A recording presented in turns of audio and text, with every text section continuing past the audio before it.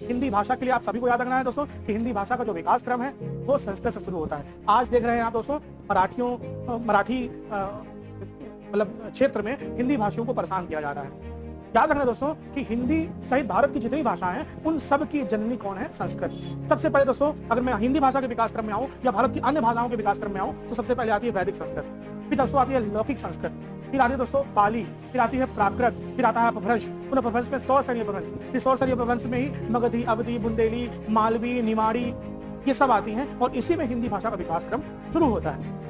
याद रखना दोस्तों, अगर मैं आपको भारत के संविधान के बारे में बताऊं तो भारतीय संविधान में अनुच्छेद नंबर 343 से 351 तक राजभाषा का जिक्र है। मूल संविधान में राजभाषाओं की संख्या 14 थी, वर्तमान में भारत राजभाषाओं की संख्या कितनी है? 22। यानी आप यूपीएससी का या पीएससी का पेपर इन 22 की 22 भाषाओं में दे सकते हैं। डिपेंड करेगा, जब पीएससी देने जाएंगे तो उस राज्य की आपको राजभाषा सेलेक्ट करनी पड़ेगी और यूपीएससी देते तो इन 22 भाषाओं में आप पेपर दे सकते हैं। इन 22 भाषाओं में